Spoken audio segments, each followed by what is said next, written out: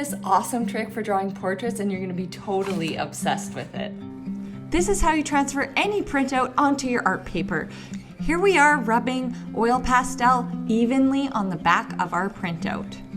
That is how you transfer your photo onto your drawing. But first things first, you have to make that beautiful, colorful background. Grab your watercolor set and some watercolor paper and get started. Once you spread that all out in a really expressive way, you can just let it dry for a few hours and then you're ready to draw on top of it. Let me show you the coolest trick ever. I've rubbed pastel evenly on the back of this, taped the top, figured out where I want to put it on my dried watercolor piece. So easy watercolor. I think I'll place her about there. Mark my corners, so if this gets moved with an HB pencil, mark my corners so it doesn't get lost. And so you can flip it up and down. That's why you just tape the top. And then as soon as you come in and make a mark anywhere on that, you can press hard or soft to get a softer or a harder line. It transfers on to your paper. So you can actually sketch out a whole portrait this way. I have a more refined method that gets you a nicer line in portrait class, but this is a quick and easy way to do with supplies that you have on hand or with kids.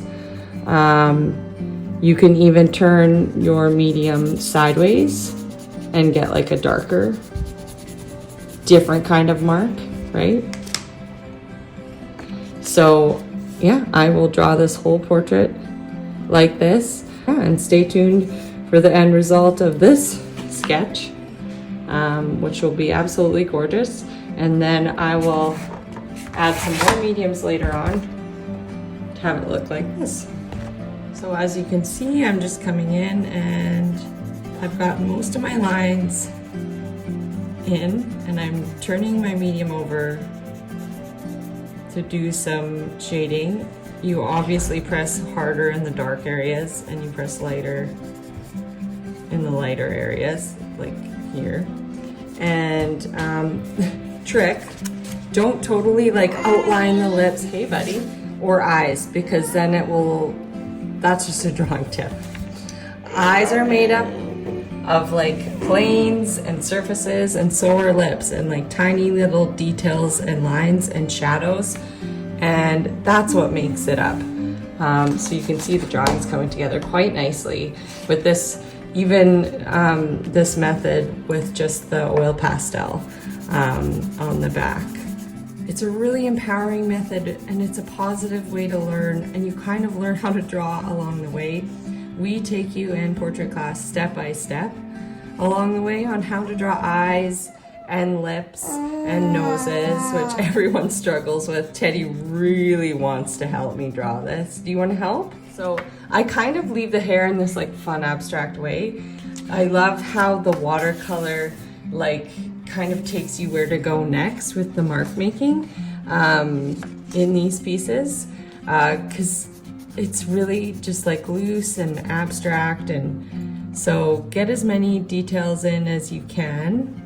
And then I actually come in with my pencil crayons here and add another layer in like darker tones and stuff like that. As you can see, we've gotten the transfer on.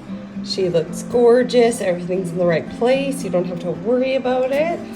So then you take that off, and don't worry, you can always come back as you marked your corners, right?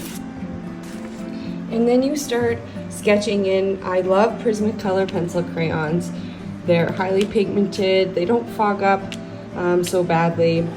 I've got more tips in my portrait class on how to prevent that from happening.